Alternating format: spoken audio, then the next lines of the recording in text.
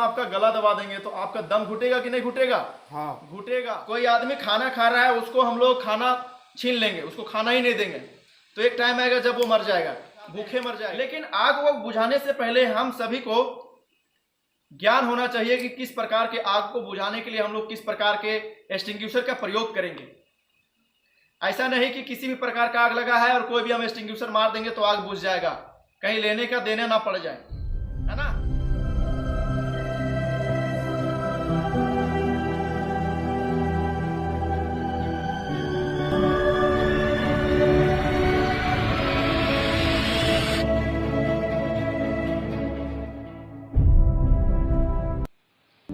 आज एक बहुत ही महत्वपूर्ण टॉपिक पर हम चर्चा करेंगे और आज का हमारा जो टॉपिक है वो है फायर।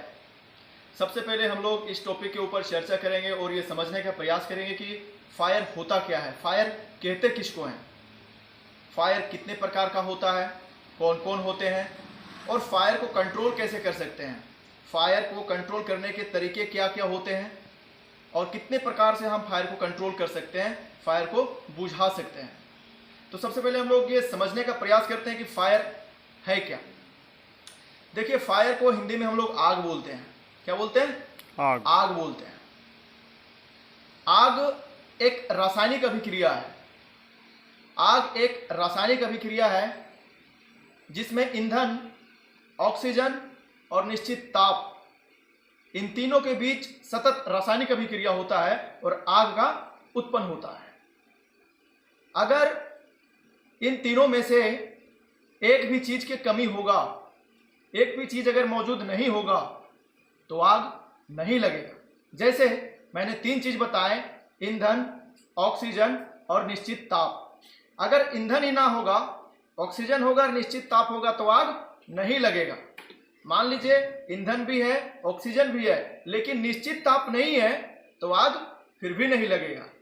अगर मान लीजिए ईंधन है, निश्चित ताप भी है, लेकिन ऑक्सीजन नहीं है तो आग फिर भी नहीं लगेगा। यानी कि इन तीन चीजों में से, ईंधन, ऑक्सीजन और निश्चित ताप, इन तीनों में से एक भी चीज अगर मिसिंग रहता है तो आग नहीं लगेगा। आग लगने के लिए इन तीनों चीजों का होना बहुत जरूरी है। क्या क्या? ईंधन, ऑक्सीजन और निश्चित ताप। ये तीनों चीज मौजूद रहेंगी लेकिन आग तब भी नहीं लगेगा यदि इन तीनों के बीच में सतत लगातार रासायनिक अभिक्रिया नहीं होगा। ईंधन, ऑक्सीजन और निश्चित ताप, ये तीनों चीजें रहेंगी फिर भी आग नहीं लगेगा यदि इन तीनों के बीच में लगातार रासायनिक अभिक्रिया नहीं होगा। अभिक्रिया भी तो होना जरूरी है ना? जी सर। है ना? जी सर। ईंधन, ऑक्सीजन और निश्चित ताप, इन तीनों के बीच में सतत रासायनिक अभिक्रिया के फलस्वरूप आग का उत्पन्न होता है। आग तो समझ गए आग क्या है? हाँ सर। कैसे उत्पन्न होता है? जी सर। अब आग कितने प्रकार के होते हैं इस पर हम लोग चर्चा करेंगे। आग एक्चुअली 4 प्रकार का होता है, लेकिन पुराने जमाने में 5 प्रकार का पढ़ाया जाता था। ठीक है? पहला क्या है?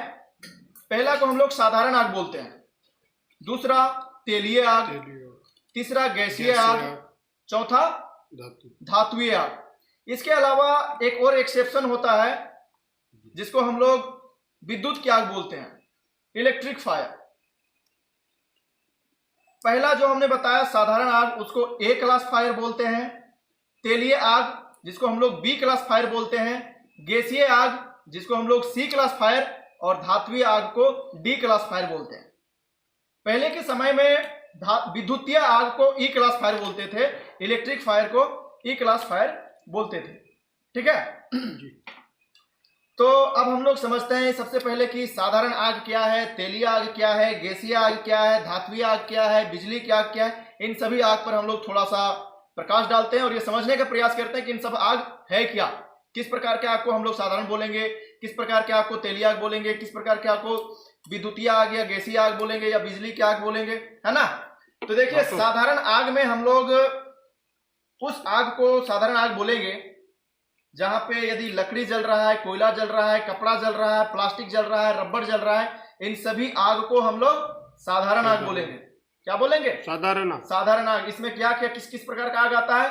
लकड़ी की आग, कोयले की आग, प्लास्टिक की आग, रबड़ की आग, ठीक है। जी सर। अगर ये सभी चीजें जलती हैं तो इसको क्या बोलेंगे? साधारण आग बोलेंगे। अब तेलिया आग में हम लोग आते हैं। तेलिया आग को क्या बोलते हैं? तेलिया आग को ऑयली फायर भी बोल सकते हैं। तेलिया आग में तेल जलते हैं, जैसे डीजल हो गया, पेट्रोल हो गया, केरोसिन की तेल हो गया, इस प्रकार के जितने भी तेलीय पदार्थ जलते हैं उन सभी चीज को तेलिया आग बोलते हैं।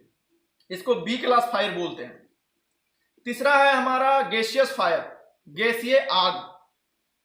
गैसीय आग, यदि गैस में आग लगता है तो उसको हम लोग गैसीय आग बोलते हैं। जैसे हमारा एलपीजी में आग लग जाता है, सीएनजी में आग लग जाता है, ठीक है, हमारा मीथेन गैस जलता है, उस सबको क्या बोलते हैं? गैसीय आग बोलते हैं। यानी गैस जलेगा तो उसको हम लोग क्या बोलेंगे? गैसीय आग बोलेंगे, ठीक है। और चौथा है हमारा धात्विय आग। किसी प्रकार का धातु में अगर आग लग जाता है तो उसको हम लोग धात्विय आग बोलते हैं, मेटेलिक फायर बोलते हैं, ठीक है जी। अब एक और होता है विद्युतीय आग, इलेक्ट्रिक फायर। विद्युतीय आग क्या होता है? यदि बिजली की वजह से कहीं आग लग जाता है, जैसे शॉर्ट सर्किट से हो गया या फिर ब्लास्टिंग के कारण हो गया, ट्रांसफार्मर में आग लग जाता है, वायर में आग लग जाता है, ये सबको क्या बोलते हैं हम लोग? इलेक्ट्रिक फायर बोलते हैं, ठीक है जी सर। अब आग के प्रकार को हम लोग समझ लिए हैं, किस किस प्रकार के आग को क्या क्या नाम से हम लोग बुलाते हैं। ए क्लास फायर में हम लोग सबसे पहले साधारण आग को बोलते हैं, बी क्लास फायर में तेलीय आग, सी क्लास फायर में गैसीय आग, डी क्लास फायर में धात्विय आग। अब इन चारों फायर को बुझाने के तरीके होते हैं। आग को बुझाने के लिए तीन मेथड होते हैं। कितने मेथड होते हैं? तीन मेथड होते हैं। आग को बुझाने के लिए तीन मेथड होते हैं। पहला कूलिंग मेथड, दूसरा स्मूदरिंग मेथड और तीसरा स्टारवेशन मेथड। कूलिंग मेथड क्या होता है, स्मूदरिंग मेथड क्या होता है और स्टारवेशन मेथड क्या होता है, इन सभी के बारे में हम लोग थोड़ा संक्षिप्त में आपको मैं समझा देता हूं। देखिए, कूलिंग मेथड में आग को बुझाने के लिए कूलिंग का प्रयोग करते हैं। जैसे मैंने आपको बताया कि आग लगने के लिए तीन चीज का होना जरूरी है। क्या क्या? ईंधन, ऑक्सीजन और निश्चित ताप। इन तीनों में से एक भी चीज अगर नहीं होता है तो आग नहीं लगेगी। यदि लगी भी है और एक चीज को हम हटा देते हैं तो आग बुझ जाएगी। तो कूलिंग मेथड में हम क्या करते हैं? आग को ठंडा करके बुझा देते हैं। ठंडा मतलब इसका जो निश्चित ताप है, तीसरा वाला निश्चित ताप को हम लोग उसका टेम्परेचर डाउन कर देते हैं और आग बुझ जाता है। कूलिंग मेथड के अंतर्गत हम लोग आग को ठंडा करके बुझा देते हैं, इतना समझ के रखो, ठीक है। उसके बाद हमारा आता है स्मूदरिंग मेथड। स्मूदरिंग मेथड में, स्मूदरिंग को हम लोग शॉर्ट में हिंदी में दम घुटना बोलते हैं। दम घुटना मतलब ऑक्सीजन का कमी होना। मान लीजिए अगर हम आपका गला दबा देंगे तो आपका दम घुटेगा कि नहीं घुटेगा? हाँ, घुटेगा। क्यों घुटेगा? क्योंकि गला दबाने से आपके शरीर में ऑक्सीजन प्रवेश नहीं कर पाएगा और आपका दम घुटने लगेगा। तो दम घुटने में ऑक्सीजन का कमी हो जाता है। हाँ सर। तो वही स्मूदरिंग मेथड के अंतर्गत हम लोग आग में ऑक्सीजन को रोक देते हैं। ऑक्सीजन नहीं मिलने के कारण आग बुझ जाता है। मैंने फिर बता रहा हूं, आग लगने के लिए तीन चीज की जरूरत होती है, ईंधन, ऑक्सीजन और निश्चित ताप। इसमें से हम ऑक्सीजन को हटा देंगे, ईंधन भी रहेगा, निश्चित ताप भी रहेगा, तो क्या आग लगेगा? नहीं लगेगा। लगा भी है और ऑक्सीजन को हम लोग हटा देते हैं तो आग क्या होता है? बुझ जाता है, ठीक है। तो स्मूदरिंग मेथड के अंतर्गत हम लोग क्या करते हैं? ऑक्सीजन को हटा देते हैं। और तीसरा हमारा मेथड है स्टारवेशन मेथड। क्या है? Starvation method. स्टारवेशन मेथड में हम लोग आग को भूखा मारते हैं। कैसा मारते हैं? भूखा मारते हैं। भूखा मारने का मतलब है, कोई आदमी खाना खा रहा है, उसको हम लोग खाना छीन लेंगे, उसको खाना ही नहीं देंगे, तो एक टाइम आएगा जब वो मर जाएगा, भूखे मर जाएगा। इसी तरह आग में भी होता है। जैसे बहुत सारा ईंधन रखा हुआ है, बहुत सारा लकड़ियां रखा हुआ है, उसमें आग जल रहा है। अब हम लोग आग बुझाने के लिए क्या करेंगे? जितना लकड़ी तो जल रहा है उसको तो छोड़ देंगे, लेकिन जो बचा है उसको साइड कर देंगे, हटा देंगे। उस आग को और ईंधन यानी और भोजन हम उसको नहीं मिलने देंगे, तो आग क्या है? बुझ जाएगा, बाकी हमारा लकड़ी बच जाएगा। तो स्टारवेशन मेथड में आग को हम लोग भूखा मारते हैं, ईंधन को बचा लेते हैं, ईंधन को आग से दूर कर देते हैं। इसी मेथड को हम लोग क्या बोलते हैं? स्टारवेशन मेथड बोलते हैं। तीन मेथड बताया, क्या क्या? कूलिंग मेथड, स्मूदरिंग मेथड और स्टारवेशन मेथड। कूलिंग मेथड में आग को ठंडा करके बुझाते हैं, स्मूदरिंग मेथड में ऑक्सीजन को हटा देते हैं और स्टारवेशन मेथड में ईंधन को ही हटा देते हैं। ठीक है जी सर। तो मैंने फायर बताया, फायर क्या है, फायर के कितने प्रकार हैं और फायर को बुझाने के कितने तरीके हैं, कितने विधियां हैं, उसको मैंने बताया। अब फायर एक्सटिंग्विशर की भी हम चर्चा कर लेते हैं। ठीक है, देखो फायर एक्सटिंग्विशर एक यंत्र होता है, एक सिलेंडर टाइप का यंत्र होता है, जिसमें अलग अलग प्रकार का सिलेंडर होता है, जिसमें अलग अलग प्रकार के पदार्थ भरे हुए होते हैं। उसके सहायता से हम लोग आग को बुझाते हैं। तो फायर एक्सटिंग्विशर जो है वो 5 प्रकार का होता है। कितने प्रकार का होता है? 5 प्रकार का होता है फायर एक्सटिंग्विशर। पहला वाटर CO2 फायर एक्सटिंग्विशर, दूसरा मैकेनिकल फोम फायर एक्सटिंग्विशर, तीसरा DCP फायर एक्सटिंग्विशर, चौथा ABC फायर एक्सटिंग्विशर और पांचवा CO2 फायर एक्सटिंग्विशर। 5 प्रकार के एक्सटिंग्विशर है और इन 5 प्रकार के एक्सटिंग्विशर का प्रयोग करके हम लोग विभिन्न प्रकार के आग को बुझाते हैं। लेकिन आग को बुझाने से पहले हम सभी को ज्ञान होना चाहिए कि किस प्रकार के आग को बुझाने के लिए हम लोग किस प्रकार के एक्सटिंग्विशर का प्रयोग करेंगे। ऐसा नहीं कि किसी भी प्रकार का आग लगा है और कोई भी हम एक्सटिंग्विशर मार देंगे तो आग बुझ जाएगा, कहीं लेने का देने ना पड़ जाए, है ना? हाँ सर। तो देखिए, पहला मैंने एक्सटिंग्विशर का नाम बताया water CO2। Water CO2 fire extinguisher की मदद से हम लोग साधारण आग को बुझाते हैं। किसको बुझाते हैं? साधारण आग। साधारण आग मतलब A class fire. A class fire मतलब जो लकड़ी जलेगा, कोयला जलेगा, रबड़ जलेगा, प्लास्टिक, पेपर, कपड़ा, ये सब जलेगा तो इसको क्या बोलते हैं? साधारण आग, A क्लास फायर। ठीक है जी सर। तो साधारण आग को बुझाने के लिए हम लोग किसका प्रयोग करते हैं? Water CO2। Water CO2 fire extinguisher का प्रयोग करते हैं। दूसरा है तेलिया आग।